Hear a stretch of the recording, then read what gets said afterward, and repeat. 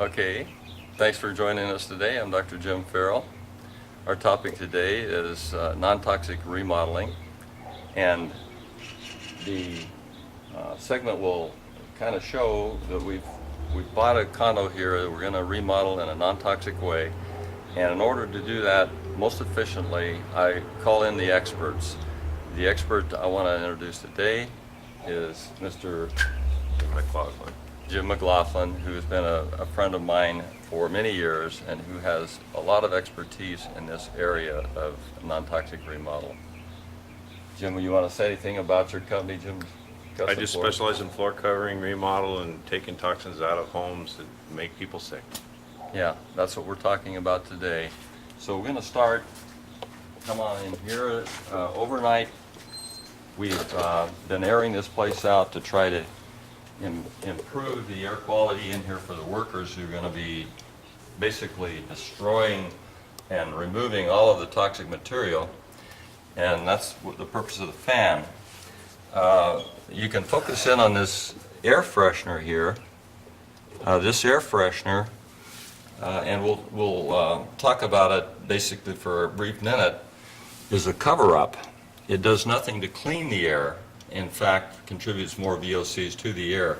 And if you come around the corner a little bit, you can see part of the problem in this particular place, air, is this lady, the former occupant, for a long time was a heavy cigarette smoker. Now you can move around a little bit farther and view this fireplace, and you can see how grungy it is inside. It does not give us a total perspective of how grungy it is up in the chimney, and this is also an issue because anything you burn in this fireplace is going to have a little bit of backdraft into the house, even though the best case scenario, the chimney is very clean and allows all of the fumes to flow up. Some will flow out. So what we intend to do to make this more non-toxic is we're going to seal this up after we put in an electric insert that looks like a fire in there, but doesn't give any of these toxic chemicals to the house interior. So we'll go through and talk about some of the issues we're going to start with. Now, Jim is a specialist in floor coverings. And Jim, can you tell us a little bit about your knowledge of carpet toxicity? Carpet, as you know, carpet collects dust, pollens, spores of everything come in the air. I have a son with asthma that can go sleep at a friend's house, and every night we get called to go pick him up because he's allergic to something in their house. I have a dust-free home at home, and that's where most of my knowledge has come from. So the first thing we do is get rid of the carpeting throughout the house and go with a porcelain tile that doesn't exhaust any emissions off of it at all. It's non-toxic, and get rid of anything in here that would be toxic to an asthma patient or a breathing problem or anything like that.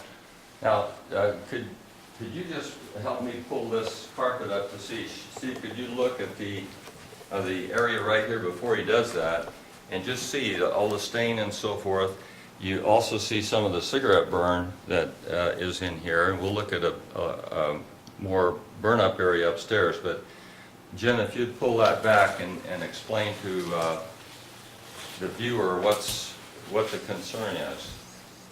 The first thing would be that obviously this carpet's abused, so the stuff in the carpet, we don't know what is there. But first off, right off the top is the padding. The padding's made from every chemical that most of which some are illegal in the United States.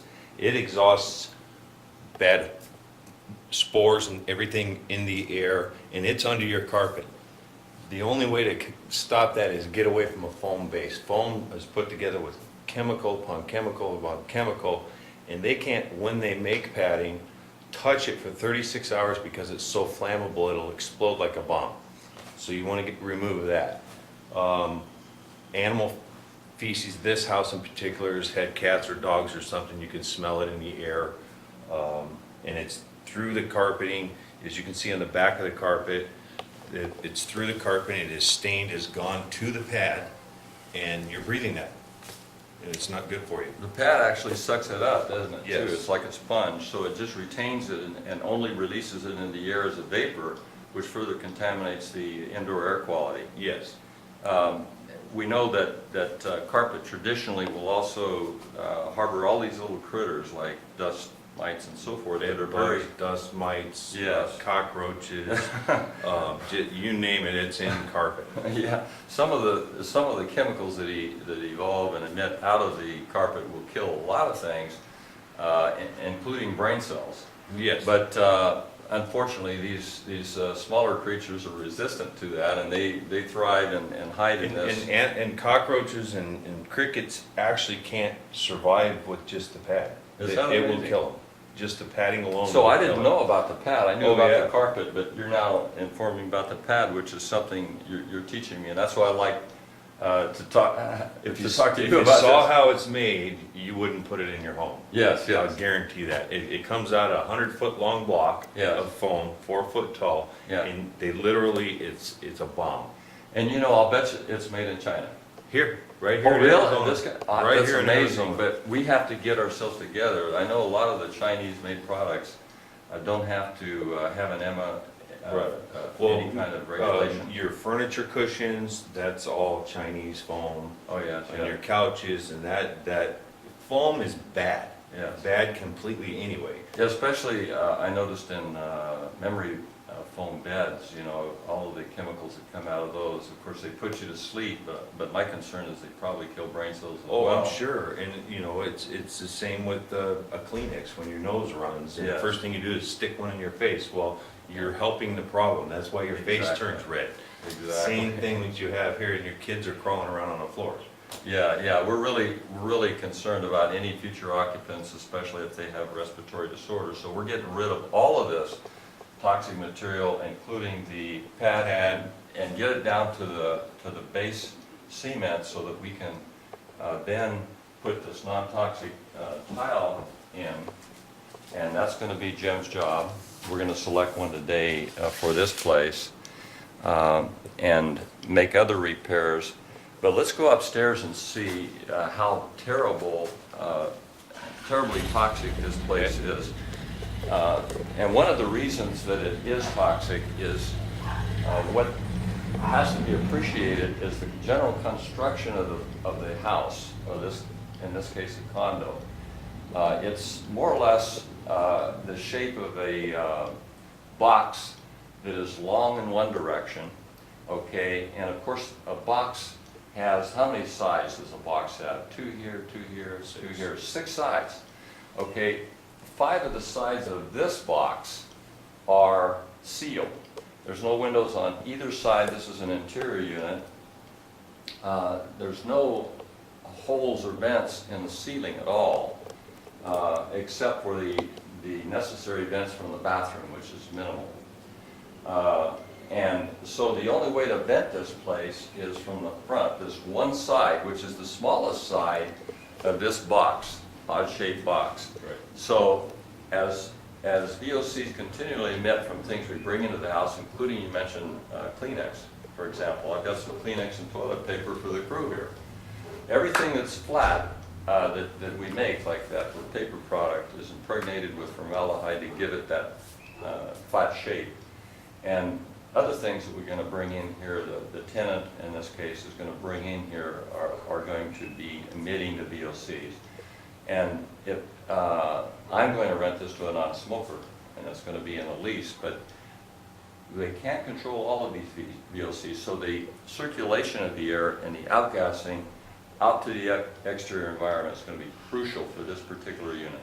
Right. And if you want to come on up here, let's The go up. staircase, we're gonna do a solid oak stair tread. It's solid oak, has no glues in it, so it doesn't emit anything. We'll use a green varnish stain to finish it, and then porcelain tile on the face will block all emissions from anything. And this is going to be gorgeous. So we come up here.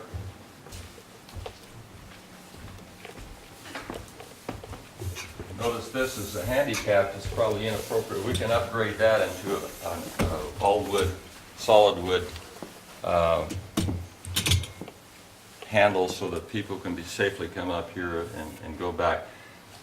This is a very toxic area right here where apparently the smoker of the household slept, and you can see how many cigarettes apparently that landed on the floor from her habit, I assume from sleeping up here.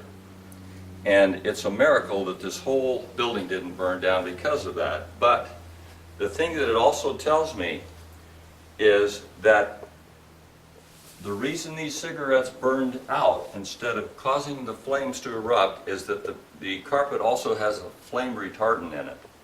Now, traditionally, we don't like to see anybody burnt. So what we've done in response, we put these flame retardants in. Unfortunately, the flame retardants themselves are also killing people, but it's a slower death. They're killing them softly, as in one of the popular songs of mine. Yeah. But this is again a reinforcement of the idea that these chemicals are constantly emitting out of the carpet and into the air, and in this case, is sort of retaining because there's not enough ventilation in this house. You can see also it's stained, and again, as he pointed out a few minutes ago, this stain goes right down in and soaks in and combines with all the rest of the chemicals. And then they clean it with another chemical Yes. to get it out. Yes. And they never get the soap out. So if you've ever had carpeting and you had a spot that you cleaned, and in 3 weeks that spot's back, that means you left the soap residue in the carpet and didn't get it all out, so it's emitting gases. Yes, yes. And we just try to, instead of a proper approach, and we can go over non-toxic cleaning methods later too, how to clean these things without it adding to the problem. But Jim is correct. We just keep making mistake and layer on another mistake and another mistake and another mistake. Bottom line is we create an environment for people to live in a space that is not ventilating properly, and all of that toxic air goes up the brain hole, what I call the brain hole, which is the nose, and it's a direct path to the brain. So we start killing brain cells immediately, and then we see all of these consequences thereof, which include the obesity epidemic. When we take it into our lungs, of course it's going to trigger asthma, it's going to damage the lungs and go into the central circulation and circulate and damage other organs as well. So this is a very important issue here that we're trying to mitigate for the future tenants here.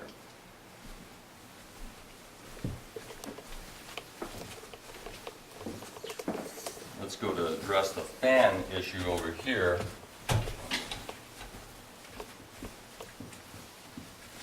What I've done overnight, in addition to the box fan trying to air the place out before we take this carpet out, I've had this fan. This fan is not adequate at all. You see, tell me about the fan. You pointed It's that out. just it's a little kitchen fan, what it is, 12-inch blades on it.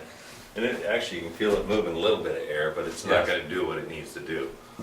With the vaulted ceilings and peak like this, that no way is that going to take the hot air from there and Right, move it exactly. Hot air goes up. right.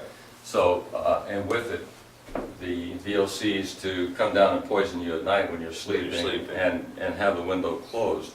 So this needs a bigger fan, more effective fan, and of course other things that we can talk about too. Where do we want to go? The biggest from here? thing with this house is going to be getting the carpet out of here. The carpet Carpet comes needs to out. go. And, Yes, and that will get rid of a lot of what's floating around in here. You can smell it, I can smell it, and you can smell it, and Yeah. especially over there. Yeah. That can't be good for you. If you can smell it, it's not good for you. Exactly, because that's what we have a nose on our face for, is the sense of smell really alerts us to danger. However, some of these VOCs that are man-made don't have a smell to them, and they will kill you. Carbon monoxide being one, a classical one, but there's many other toxic chemicals that you can't smell, unfortunately. But in this case, it's quite obvious when you walk in the door wow, Yeah. it almost knocks you over. What I noticed yesterday when we were in here for quite a while, and then I continued staying in here for another hour or so trying to work through some of the planning of how to redo this. I walked out of this house, I was in a brain fog.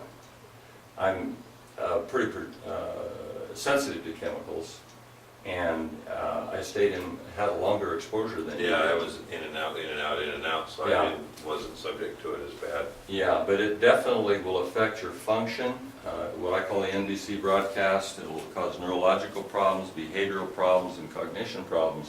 So now we've got a whole epidemic of kids with ADD, ADHD, whatever you want to call it, bipolar disorder, on and on and on. And in my opinion, it's related to several factors, one of which is the immaturity of the blood-brain barrier that keeps these chemicals that they take in their nose and keeps them out of the brain.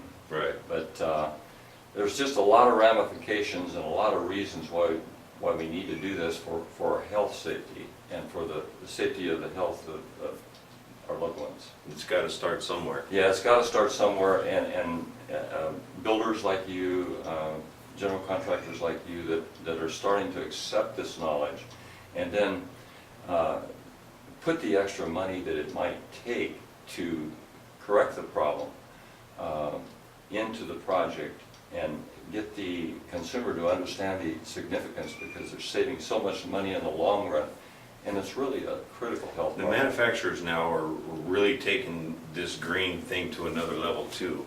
The glues that are used Yes. to put the stuff down, it's all going green. Yeah. And it actually is a little bit more money for the installer or Yes, the provider or whoever, but it's not much That's in right. comparison That's to right. your health. That's It's- right, It's yeah. not much. And I say in my book, and the difference is so minimal, when you think about it, it's ridiculous. Yeah, it's pennies. It's pennies, but so many people are naive to this that they want to save a few dollars, and in doing so, don't understand the ramifications. Taking the child to the emergency room at night, not having him perform well in school, the real issues that this translates into. Yeah. So let's take one more thing that I wanted to show the audience here, and that is the ventilation in the kitchen. Okay? Yep. Let's go downstairs. So, welcome back, and now we're down to the kitchen, and we're going to point out one issue.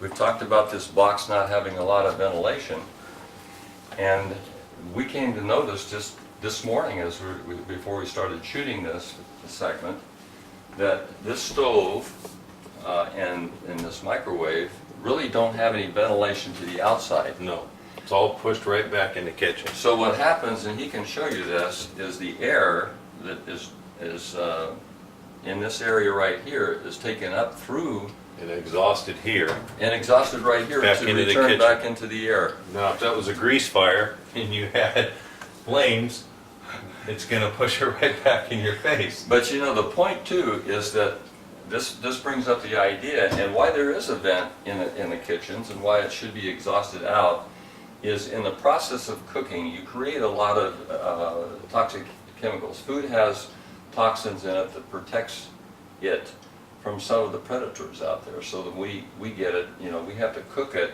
to not only degrade some of those toxins and make it more palatable, but kill the microorganisms and so forth. In the process, a lot of chemicals will come up, and you can smell them. You know, it's wonderful to smell Right. these nice things. However, what people have to understand is that some of these chemicals are quite toxic.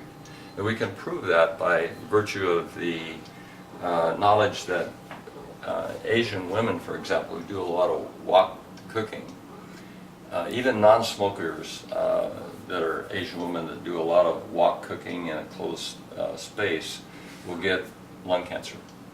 And clearly the genesis of it is related to the toxins that are actually coming out of the food with the heat and the burning of things. When things get burned, it changes the chemistry of some of these food chemicals, and then they become toxic.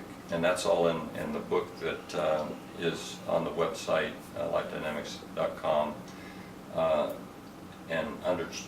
Chapter 10, non-toxic living. So what we're doing here is we're not helping. In that regard, I advise most people not to use the microwave for anything that's going to allow any outgassing of chemicals, and it's not the fact that it changes the chemistry of the food, which it does in certain cases if it's burned because it's uneven cooking. But if you are microwaving something, that uneven burning and the outgassing will come into the interior of the microwave, and the first thing that happens is when you open this microwave, you take a deep breath, and here all of this stuff is coming out here. And in this case, you know, it's even worse because you don't even have to open this microwave, I don't think. Well, I think you do, because this comes up and somehow it goes around and comes out here. So it actually comes out. Yeah. Right there. But is this a vent that vents the microwave? The sides usually, right there. Okay, that's venting it up through here, and it really should be vented up into something that goes out. Totally out. So we have to. And 90% of the time, the guys that install these things, when the vent goes out, is installed wrong. The vent don't work anyway. So. Yeah, I know, and this is why it's very important for the contractor, in your case, to acquire this knowledge, so they can have an understanding of what they're doing in a kind way to the party that they're helping out. Another issue that we want to consider in selecting, of course, the paints. We want to get non-toxic paints, and we've figured out a pretty good combination, because one of the things in this remodel that we want to not do is put more toxic material into the house. These cabinets, for example, were put in here in 1984. They were probably produced and manufactured a year or so before that. So now it's 2011. They've had a long time to outgas. Now most of the cabinetry, even modern stuff, is going to be pressed board, and some of it may be a little bit of wood, but mostly pressed wood, so it contains a high amount of formaldehyde, either in the form of urea formaldehyde or phenyl formaldehyde, and they have an outgassing curve that is a little different for each product. However, most of the outgassing occurs in the first part of the first few years. And it's just like a radioactivity curve or an aging curve. It just kind of gradually goes away and gradually goes away, but never fully goes away. So these cabinets are still outgassing to a degree, but since they were put in here in 1984, almost all of it is outgassed. So we have a non-toxic cabinet because it's old. To replace these cabinets is not only expensive, but there's almost a guarantee that when you replace it, you're going to replace it with something that's going to outgas more. So even though you might want to save as much money as you can on your cabinetry, it's also kind in the sense that the new ones are going to be more toxic. Even if you went with almost all wood, you're going to have some toxic materials that you're going to be putting into this house, so you don't gain anything. So we want to save these cabinets, and furthermore, they're painted up pretty nice. Yeah. We can save these, and we can match the colors, and that's what we're doing here today, to see if they all fit. And we've come up with a wall covering a Swiss coffee, which is sort of like an eggshell. And it blends in pretty good. We can put this up against the cabinet itself, and it doesn't contrast. It kind of leads into the same pastel or color scheme. And then we can also put it to these white cabinets, which kind of stand out on their own, but yet if you have and it certainly doesn't do that well with these colors, but if you have a more neutral color, then you can look and see that this white new white appliances, which include the dishwasher, don't contrast about at all with the Swiss coffee. So it's a natural for the walls, and I think that's important to have a pleasant atmosphere as well as one that doesn't emit chemicals, because it gives you that nice subtle energy feeling. One of the things we're going to do too, this is a bathroom we're going to try to get more exhaust on, okay? And let me show you how the fumes that come back from here. Laundry, of course, is going to produce VOCs too. It's not very well outgassed. We really don't have a way to get this thing out of the thing because there's a floor upstairs. But we do have an exhaust coming out of the bathroom. That's mandatory. And come on into this bathroom, which I call the Green Lagoon. Yeah, it's not much air. Not much air. You can smell it. Even though the toilet's been cleaned, you can still smell it in here. It's kind of trapped, isn't it? Yeah, and then same thing, the steam shower, there's no place for the steam to go. Right. So what produces when you have constant moisture? You get Yeah. mold. Yes. You gotta have exhaust in your shower. You Yes. gotta have a way for it to go. Big bathrooms, different story. Little one like this, and we tested this yesterday. Yes. It doesn't work. Yeah, Jim has a really neat way to test this. If it draws up here, and if you put a $5 bill or a $1 bill in my case, or a piece of paper up here, turn on the fan, and if it doesn't pull it up, you know, it's not sucking enough air out. Right. It's either clogged in this filter, if there is a filter. My question is we talked about yesterday, where is this exhausting? Yes. Is it just staying in this soffit? Yes. Or is it got a vent Actually out? have a vent out. Yeah. If it doesn't have a vent out, we're sort of Yeah. fooling ourselves. It's just circulating back. It's better to vent it into there, into Yes. the bedroom, to get it out of here because, Yes. you know, the moisture, mold, I mean, I guarantee that we can open this up and find something. Yeah, I would think they would have specifications that it has to be They come do. up to the ceiling But, or to the roof. yeah, they Yeah. do, it is coded, it has to vent, but it's coded, that has to vent too, but the codes change over the years and this Yes. is 25 years old. So we'll May find not that have out been, we'll find that out. and remedy as that. The other thing we don't like about this particular bathroom is it's small and it doesn't have a lot of light. You're seeing what we have in light. We're going to put more lighting, of course, and we're going to try to get as much of these soffits out as possible to give it a little more. Right, well, and height. to get more light, we just pull the light down here, but Right. the only purpose, I believe, for this soffit is this air conditioning vent here, Mhm. and we can turn that up, so it'll still have air conditioning, but remove this to make it feel like a bigger bathroom. Yeah, and changing the color, of course, is Yeah. going to make it feel better and more comfortable. And then if we can functionally put in a functional fan over here and wire up a light that will light this area, because this area over here. They have exhaust fans now with lights in them, Yes, so, and they also have heat in them if you want them, so we can put that over the shower to make sure this stuff gets out of here. and it'll lighten the room up again. Exactly. Make people feel comfortable. You and I are pretty tall guys, and we feel claustrophobic Yes. in here. So all of that will improve by lifting the soffit up and getting rid of it. Just getting a light color in here, Yeah. put a mirror back on the wall, Yes. make a huge difference. Yes, that'll be it. So this is, we're really talking about ventilation, getting the air quality up here and making this a better place for people to breathe. The entire package has to be considered in terms of ventilation.